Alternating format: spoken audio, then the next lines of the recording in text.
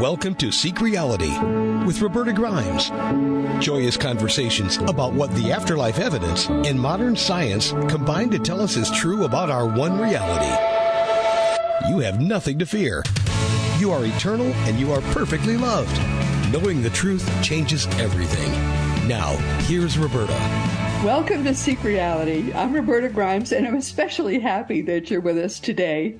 My dear friends, sometimes when people court a fearless life, right on the edge of whatever event Spirit might be willing to offer them, then Spirit might take us up on whatever it is we seem to be inviting into our lives. And Seek Reality, which is now more than a decade old, has had some pretty amazing guests as a result. We started out mostly talking about the afterlife, and back then that seemed kind of racy. It's not now. We know everything probably there is going to be to find out about the afterlife from here, and we can talk about it, and it's pretty staid, I think, right now. Our lives really are eternal, but seek reality. Reality is a pretty big topic, and of late, Seek Reality has attracted some interesting people to join us here, especially including today's guest. Michael Peter Langevin is someone who took the 60s seriously. Of course, I know that because I was there, and I took the 60s a little bit seriously, too, in that I tried to smoke pot, believe it or not, once in college. But I didn't inhale. I didn't know how to inhale. However, Michael Peter Langevin took the 60s seriously, and he dove right in. I don't mean just by doing psychedelic substances. I've never even asked him about that. And anyway, that was the easy part of the 60s. Everybody was doing it. No, our guest today delved into trying to find and understand and experience for himself all the ancient, weird, shamanic things that I didn't even realize it was still possible to do some of these things in the 60s and 70s in the deepest, far corners of the earth. These are ancient things, far, far ancient things from far before Jesus was born, far before. I've never even known, nor talked to, nor read about, nor met anyone who's ever tried to do these things. I didn't think you could do these things. To be frank, I didn't know it was possible to do these things as late as the 1960s and 70s, and our guest today has done these things, and he's written about it. I do know enough now to know that what he talks about was once real, and it's attached to reality. So he has sought reality at the far edge of what reality even is. I just read his book. I loved his book, but I'm kind of weirded out about his book. You may well be too, but I'm recommending his book because it's a fun book after all. So let's just have at it. Welcome, Michael Peter. It's so good to have you with us today. I'm thrilled about this. We're going to have a lot of fun. This is something really amazing. First, I want to know what even made you want to try to do this. Well, as I start the book, I was born the son of a funeral director and the grandson of a funeral director. I remember the funeral stuff, but I don't care. What made a kid say, I just want to go to the far edge of weird? What made you want to do it? Well, I guess... I understand. The guy who was dead sat up. Yeah. And he weirded you out. But still... 99.92% of people in the world would have said, okay, I'm done. I'm not going to go any farther than that weird guy who sat up and he was dead. The strange part of life just always intrigued me. I read somewhere that the Egyptian priests had to learn to do embalming in order to be able to teach the people about spirituality. And I think being around that in my youth, I just couldn't get enough of the greater reality. It became clear to me early on, the reality was sort of like an onion, that we live in one little slice of it, but there's so much more. And that was true then, and it's true now. And I made it my life's work to keep looking for those rocks that aren't usually overturned. I never thought I would meet anybody who courted weird. I mean, this is like the only thing that interests someone saying, okay, I've read the Bible, but the only interesting thing about Jesus is that he cast out demons. I want to know more about those demons. Exactly. That's like you. That's you. Okay. And I worked in a funeral home. The only thing that interests me about is the fact that sometimes reflexively, and this is true, dead people will sit up. The rest of it I don't care about. I want to know what makes them sit up. The only thing that interests you is weird stuff. Well, from bodies, helping my father embalm bodies and having them sit up, I went to collecting bones in the funeral home and funeral cemeteries in the winter, because I thought that was pretty cool. Nobody had a human bone collection that I knew. And that led to dreams of ghosts and making a deal with a ghost named Phineas Goodhue to help me to find the mysteries of life. And I do believe that, I know that Phineas existed because I found his tombstone. Of course he existed. Yes, he did exist, but most people would say, okay, that's enough. And I do believe he's been nudging me towards what you call the weird all my life. He and the guardian angels have nudged me and protected me, so I've been able to do some pretty unique things. All right, I want to make it clear to listeners that all the things that are in this book. Now, what's the name of your book again? Because I write them down and state them. So state the name of your book. Travel Tales from Unknown Realities. Because of the work I do, all the things that are in this book, I knew about, I have been aware of. Never in my fondest dreams would I've wanted to pursue those things. In fact, I have made sure that my spirit guide protected me from all the weird people you made friends of. I do. But my daughter, who's in her 30s now, likes to tell her friends, oh, my dad's a little eccentric. A little eccentric. He likes to collect weird people in weird events. But anyway, I can vouch for the fact that all these weird beings that you have courted are real. The book is perfectly real. Thank you. I say at the beginning, it's up to the reader to decide how they want to interpret it. That doesn't matter to me. I'm hardly preaching dogma. I'm just sharing people my personal experiences that I know are very far out and hard for a lot of people to believe. But I live them. And people who choose to believe me, they can accept the fact that reality is much more, and that I've been blessed to be able to walk into different slices of it. But long before human beings sought the higher level, the higher vibrating entities, and sought God, they were dealing with, that they had shamans who were dealing with lower vibrating entities.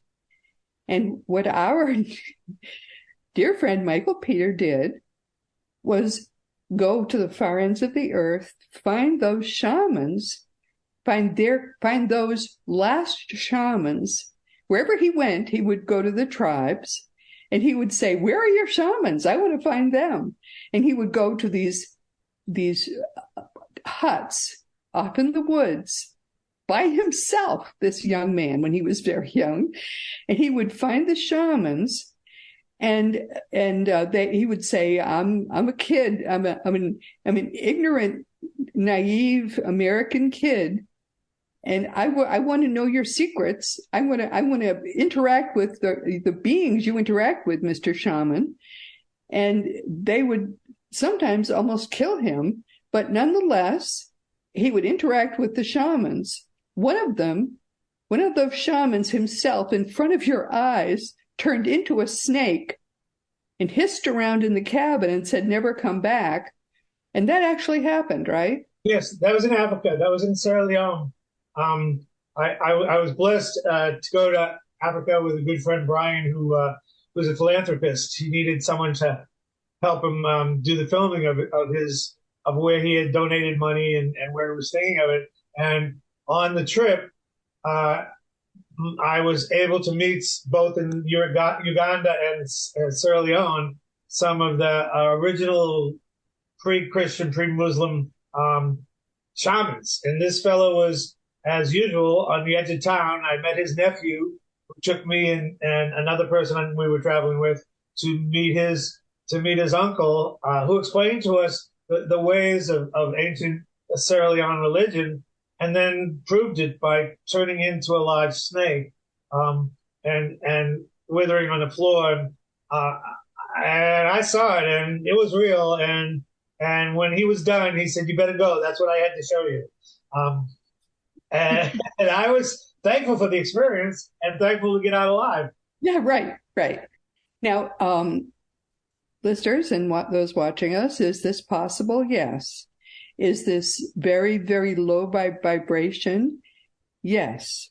But this kind of stuff long predates Islam. It long predates Christianity. It long predates all our interactions with the highest vibrations. It long predates our interactions with God. And I thought it long predated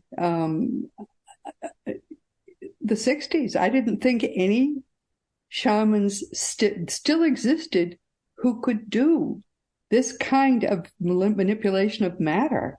So I think it's amazing that someone we're talking to today has met a shaman who could still do this. I think it's amazing. Thank you. In one of my other books, Secrets of the Amazon Shamans, I speak of a time I was in the Amazon with my children, and they got sick, and we were far from any civilization. So I had no choice but to go to the shaman and ask for help. And he made us go for a hike through the jungle. And as we were hiking, he kept running up ahead. Then a strange animal would come back. Sometimes it was two large parrots. Sometimes it was a warthog. Sometimes it was a jaguar. Just be seen or make a noise, and then go away. And when the hike was over, he said, "Well, I blessed you with the animal spirits. Your children will be better in the morning." And they were. I think that was him changing form to bless and heal my children in a very strange way. But yeah, one of the things I've learned over the years is that magic doesn't work quite like Doctor Strange or Gandalf or Harry Potter. It's always got some kind of interesting, odd twist to it. But more than not, it works. It's very amazing that you've had. I mean, these are wonderful experiences that you've had. And I do hope you write down all these experiences that you've had, because I don't think if it's still possible to have them even now, I would be very surprised. Well, as I was telling you at the beginning, before the program, I'm now living in New Orleans. And no, it's not shamans in the Amazon, but New Orleans is still a little bit weird. Yes. Extremely full of very magical people and non-people, and full of magic. I'm meeting all kinds of people. One of the books I'm working on is called Behind the Scenes in New Orleans. Yeah, it rhymes. That's nice. It's a working title, but it deals with the fact that there are people practicing real voodoo. There are real vampires. There are real ghosts here in New Orleans. Yes. I would not be surprised to find that vampires maybe still exist, but the true shamans of the ancient religions have probably largely died out. Yes, I'd say so. That kind of deeply negative, and this is all negative vibration. This is very low vibration. I'm going to let you say that because of your belief system. Having met these people and seen what they did, I think their intentions were high, and the way they used it was of a good cause. So, negative is an interesting term. Yes, but it's still it's still low vibration. It's a different vibration than the Christ energy, no doubt. Yes, this is a complex kind. I mean, if they still existed, if they could exist now, I think we would have to deal with how it interacts with God, but I don't think it can exist in the same way. And I don't think it's possible for it to exist with God. it's a low vibration power in some way. I don't know. It's a conversation we should have over tea someday. I would love that. Because I would love to learn more than you have written about what it was like to be there. When you're sitting in a shaman's hut on the edge of a river in the jungle, and you kind of feel safe, but you kind of don't, and you're hoping to learn some magical tricks and secrets. You kind of feel safe, but you kind of don't. I'm not surprised you don't feel safe. You know, as we said again before the show, I have been so blessed and so protected by spirit guides and guardian angels. The fact that I'm alive and healthy is a miracle. And the fact that I got to go to so many iffy experiences and come out is a miracle. In the book, I speak of the time that I got... It is a miracle. Yes, you were well protected. Yes. I speak of the time that I got pretty hubris. I had been warned against going to northern Peru because there were dark brujas there, but supposedly they knew very unique magic. So I did go through Cajamarca up to northern Peru, and there I met a shaman, and he took me for a swim in the waters to bless me, and he told me all kinds of things and got me drunk, and then he and a couple of friends beat me up, took everything I owned, and tied me to a tree. When a man found me tied to that tree, he said, "Wow, you're so lucky they didn't kill you." Yeah, I remember that story from your book. Yeah. Several times you very easily could have died in from that book. I've been beaten and mugged all over the world. Low vibration doesn't necessarily mean evil directly. Right. It's just contrary to God. It's and that I'll give you that point. This is a different kind of vibration from God, from Jesus, from what we think of now as good or perfect or high vibration. It's quite different. In Latin America, in South America, a lot of the people even today live not far from Cusco and the Sacred Valley in the ways of their ancestors, the ancient Incas. And I was speaking to one woman who actually had her doctorate, and she chose to live in Peru, and she had actually worked on the Smithsonian Institute exhibitions, and I said, "So when you pray, who do you pray to?" And she looked at me kind of puzzled, and she said, "Well, sometimes I pray to the Mother Mary. Sometimes I pray to Pachamama. And sometimes I don't know which one I'm praying to. But does it matter?" And I always thought that was so poetically beautiful. Yeah.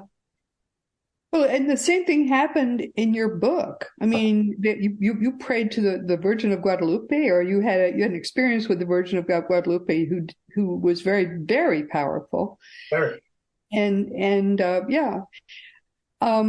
And Jesus was constantly throwing out negative spirits, right. Interacting with negative spirits too, and those were also not necessarily without power. I mean, he was dealing with it. What I like about your approach versus I was on another radio show. The fellow thought he was very open-minded until he started hearing my stories, and then he said to me, "Oh, you're doing the work of the devil. This is evil." No, Absolutely not. This is good. This has brought good into the world and helped many people. It's just a much older. Older, yeah.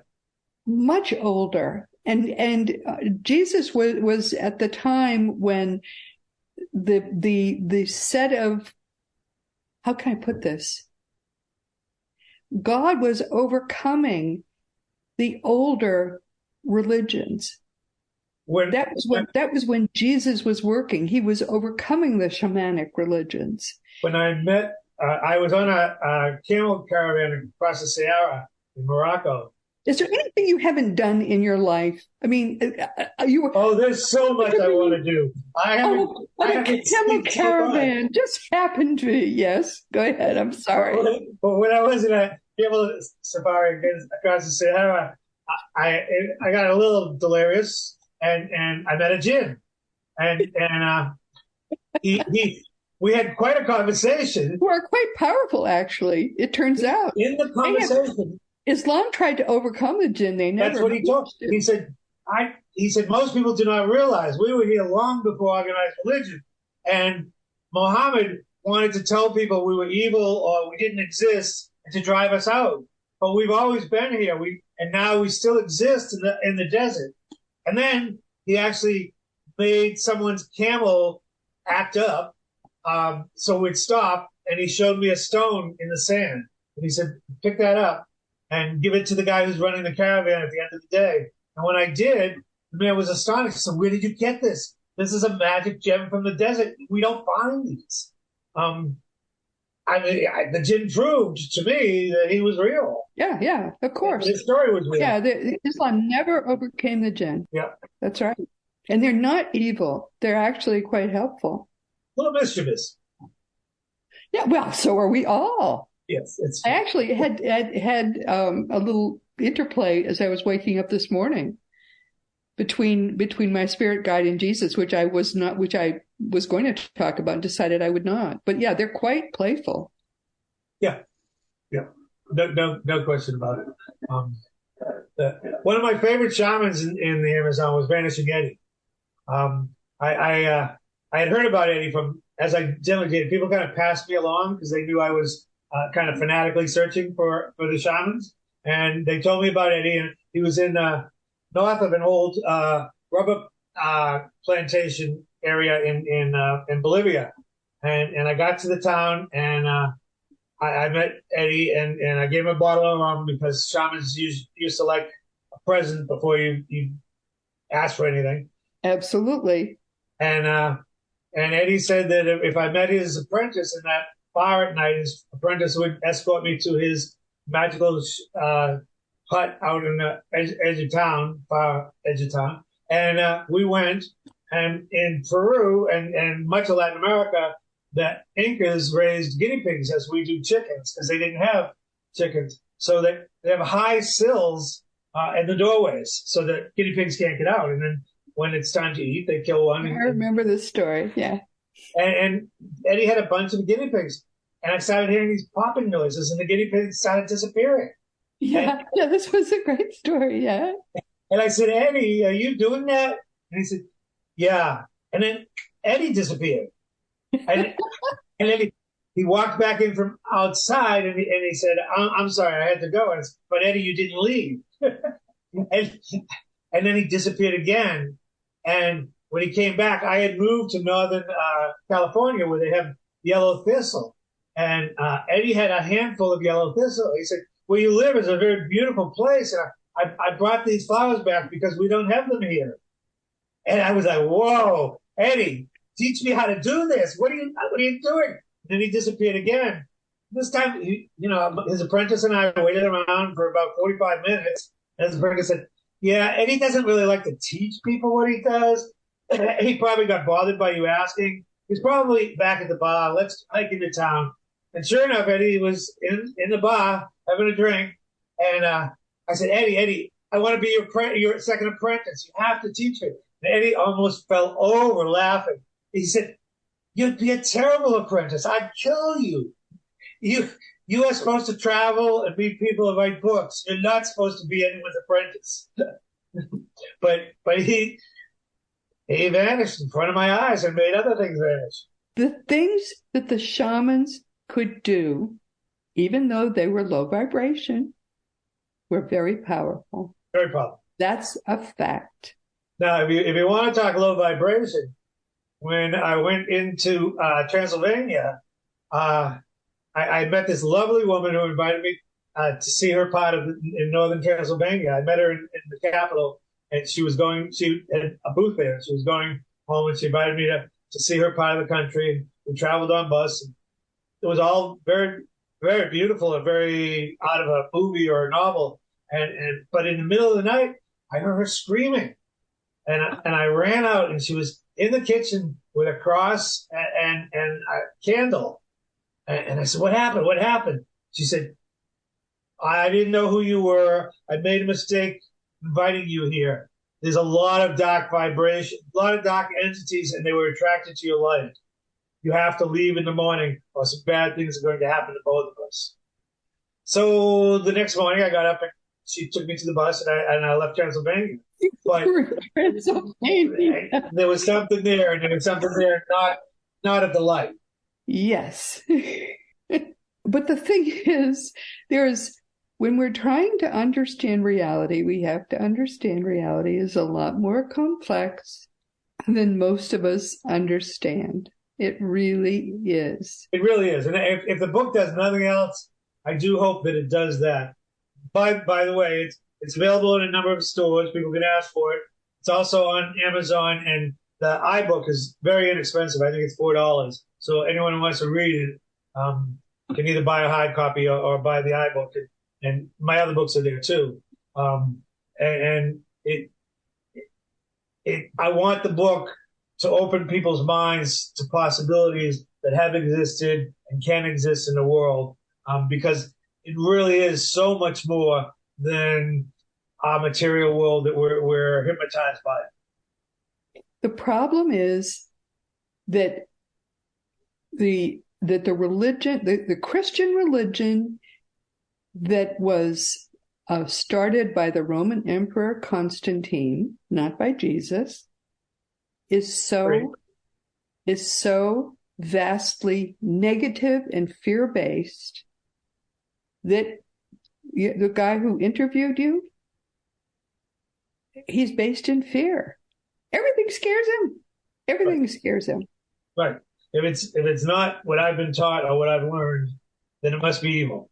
Now, when I saw the title of your book, when you approached me about it, most of the books that I am approached about come from agents. Yours came over the transom, as they say, just by you.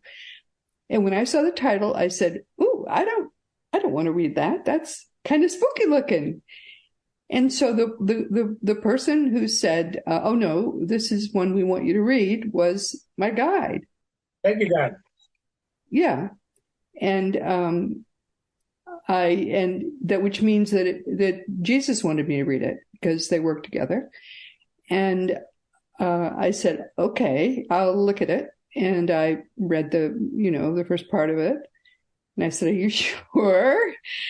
And they said, "Oh yes." So I read it. You were basically, you came from a higher authority. That book came from a higher authority to me. Thank you. They were right. I should have read it. They wanted me to read it, and I should have read it. And I think it's important for people who come out of Christianity to understand that a book like yours, which comes from long before Christianity, is much more complex than the whole black and white Christian nonsense, is important for them to understand and read. I think a lot of people have come in this life to evolve to a place of understanding that you speak to, and I think some haven't. Some, that's not what they came to do. They came to experience this life the way it is. And as I said before, I'm not preaching and I'm not trying to convert. I'm offering stories that might expand people's imaginations and understandings of stuff. And if it does that, I'm joyous. Well, I mean, you got the Good House BBC seal because it came from Thomas. Thank you, Roberta. That means a lot. It came from Thomas, and which means that it also was blessed by Jesus as well. If Jesus wanted me to read it, for sure I was going to read it. And I already had a slot on Seek Reality, because if he wanted me to read it, then I'm sure it was acceptable. And I read it, and I got so much fun. Parts of it had me laughing, partly because you were an idiot. And I said, what an idiot. Something's never changed. I can't believe he did this. But anything that has you laughing at and with the author simultaneously is pretty good. That's a pretty good book. Thank but you. Also because I already knew about the entities and the experiences. I already knew that they could happen. And I just didn't know they could happen, had happened as recently as the 60s to anyone. I knew that they could happen, long ago. They were possible, long before, recorded history they had happened or could happen or were possible theoretically. I think a lot of things are still hidden that you have to really look for that most people won't find. I think it was a lot easier back when, but Mm-hmm. not 10 years ago, I met a shaman in the Yucatan and from the Mayan people, and he wasn't as magical, perhaps, as some of the shamans I met in the Amazon, but he was, just to listen to him was almost hypnotic. He was beyond charismatic, and he had the energies of the Mayan peoples, the Mayan gods and goddesses, and it was enhancing just to sit with him for a day in ceremony. I think those things are still there. When I met the rug merchants in Istanbul, who desperately wanted our business to sell carpets in Europe and the United States, he, to impress us, actually showed us and let us ride on flying carpet. I thought those were fairy tales. You rode on a flying carpet. Yeah. Wait a minute, I remember this from the book. You wrote on it in the book. I didn't. I was more interested in the shamans, but I remember that. Yeah, he brought us in a back room. There was four of us, and this guy I was with was a bit of a shim-sham artist, and he had convinced them that we ran rug stores in Europe and the United States, and would buy big from him if we could see the best of his wares. And they entertained us all day, which is what my friend was after. They entertained us and fed us, and then as a grand finale, he took us down a hallway into a back room and took this large carpet out of this closet, rolled it out on the floor, walked around it chanting and spreading herbs, had us sit on it, and it rose up off the floor and went around this large hall we were sitting in, and then came back down. And I thought that was Aladdin and the 40 Thieves. I never thought it was real. But I think there's a lot of things like that are hidden away, locked away, and your vibration has to match them. You have to be looking for them. You have to be willing to ask and to explore. Your mind has to go with it. If you had said, I don't believe in it, it wouldn't have happened. Well, that's it. Yeah, no, I always say to everyone, I believe in everything unless it's disproven. And even then, I'm not quite sure I don't believe in it. Yeah, that's why it worked, of course. This is so much fun. Thank you. No, we have to get beyond the primitive beliefs. The primitive beliefs. And among those primitive beliefs are the past 1,700 years of Roman Christianity. Mm-hmm. I'm afraid to say, I'm sad to say, it grieves me to say. And I was raised a Catholic, and up until the day that a priest tried to molest me, I was going to be a priest. But that day I ran home and told my father, I'm no longer a Catholic and I'm no longer going to church. But what the Catholic Church gave me was an understanding and an appreciation of ceremony and ritual.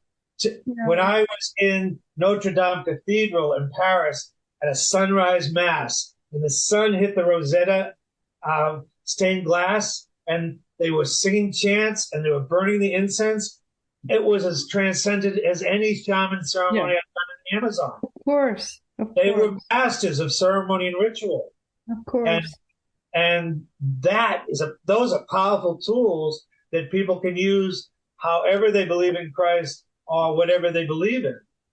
Of course. No, of course. It's just the negativity is a killer. Fear and hate serve no one but the devil. I met a shaman, and he was very good at astral traveling. And he said, I've traveled all over the universe. I've traveled to the center of the earth. I've traveled to the center of the sun.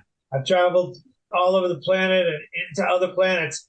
The only place I found Satan or the devil was in the hearts and the souls of the people who believed him. I thought that was a very powerful statement. Of course. That's the secret to it all. I mean, people don't realize the power of our own thoughts and beliefs. That's right. And love is the highest, most powerful vibration there is. Amen, amen. I totally agree with that statement. That's what's gotten me through. I am very blessed to have people in my life who love me and that I love, and I always have been. And I think that when we love life and we love ourselves and we love people, then things go good. And that was what Jesus came to teach. So right. I agree. I mean, the Sermon on the Mount is one of the most beautiful pieces of writing. Yeah. And that's really what this is all about. That's what Seek Reality is all about. And that was why they wanted me to have you on, because that was what you sought the world, traveled the world to find. Sure. Time and again. I mean, the dark shamans, the dark forces have a certain vibration. But those who do good intentions, do good work, and heal people, yes, they make a real difference.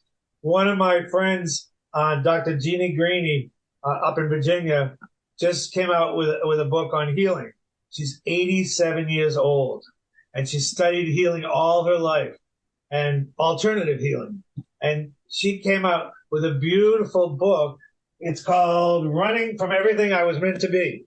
And what it talks about is how people, through just turning off the TV one night a week and taking time to pray or meditate and taking time to focus on their auras, their chakras, their intentions, their goals, that they can greatly enhance their whole existence. I was just answering questions before I started this interview, and someone was telling me how sick he had been and how messed up he had been, and then he finally found that kind of healing, found non-medical system healing, and now he's fine. He said, why is it that they don't tell you this?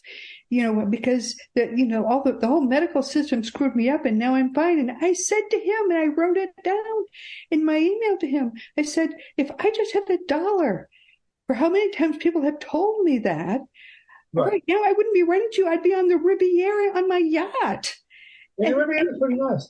And it's true, though. No, it is. Oh, it's so true. No, and it's getting worse. But it's getting worse so that people will find what you just told him more and more. People are getting used and abused by the greedy medical and pharmaceutical systems. And if they realize that inside we have the answers and the power, I've seen that in countries all over the world. The people who know, they can make a difference in their own life. Healing works so well. Exactly. And they just have to believe in themselves and not give their power away to doctors and pharmaceutical drugs. So true.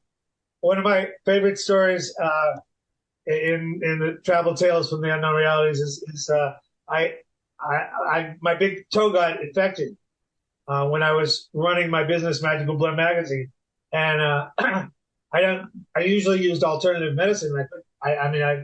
Nothing I did was working. So I went to a medical doctor, and she gave me antibiotics, which I never liked, and they didn't work.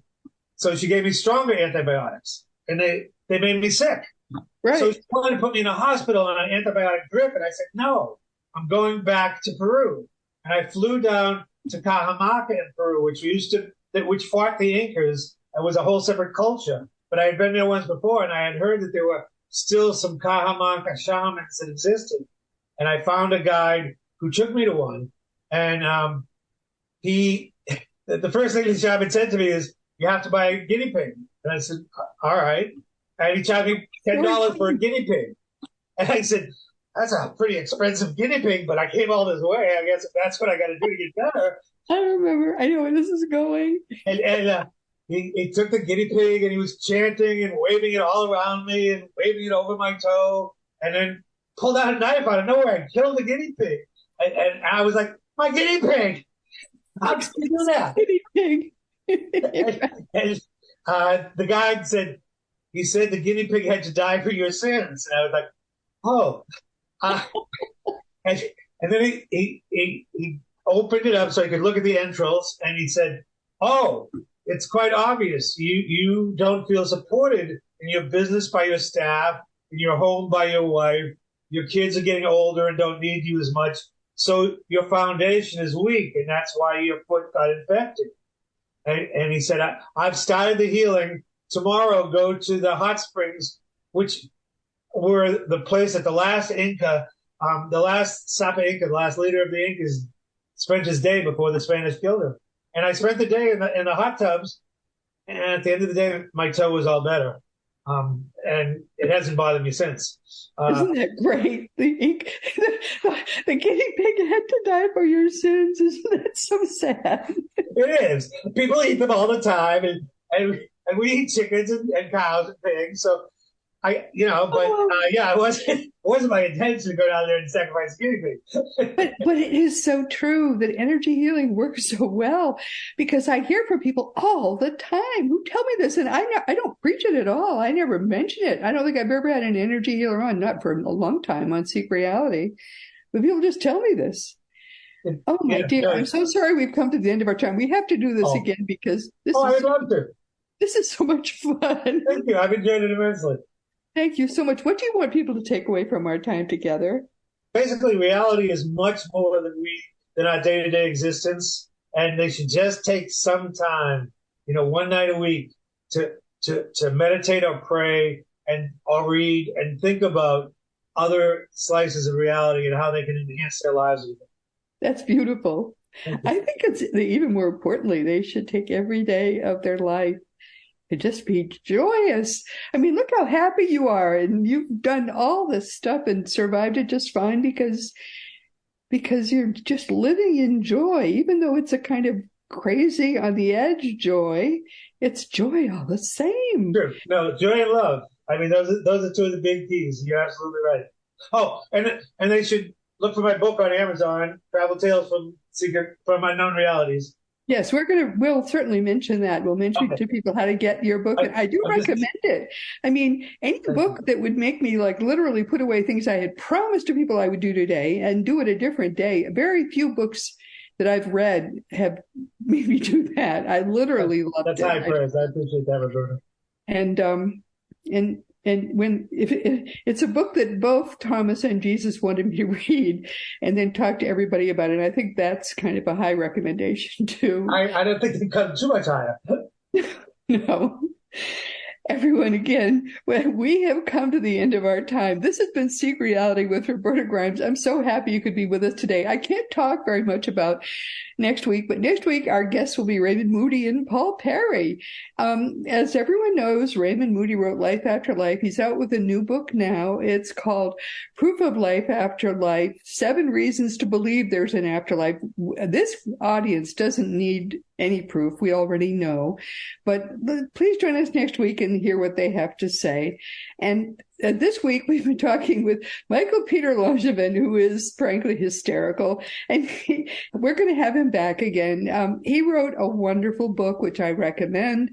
And we'll talk about it, of course, in the notes to this episode. I think that it's time that we look at all the different ways in which humanity has searched for God and all the different ways in which God has searched for humanity.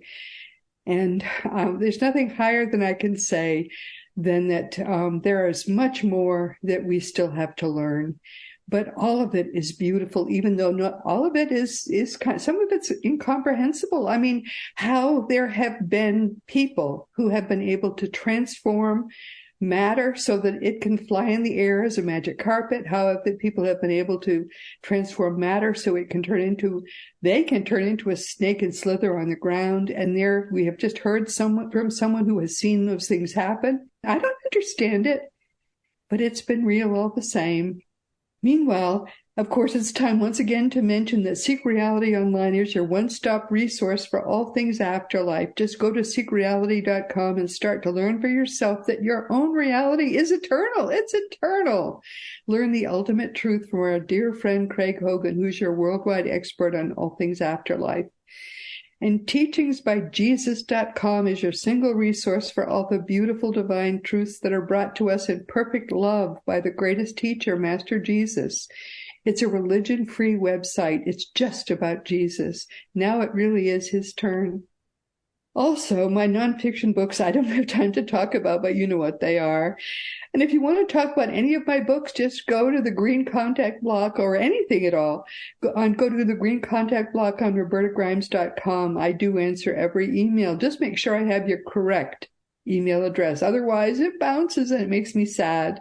And all of the more than 500 past episodes of Seek Reality are available wherever audio podcasts can be found. You can listen to new audio episodes each week with the Seek Reality app that you can find for free wherever free apps are available. And you also can see new video episodes each week on Roku or Fire Stick. Meanwhile, this has been Seek Reality with Roberta Grimes. Please enjoy and make the most of this coming week in our one reality, always knowing that you are a powerful, eternal being, and you, most of all in this whole universe, you are infinitely and eternally loved. You've been listening to Seek Reality with Roberta Grimes. Roberta blogs and answers questions at robertagrimes.com. Join us every week as we explore what the afterlife evidence and modern science combine to tell us is true about the one reality we all share.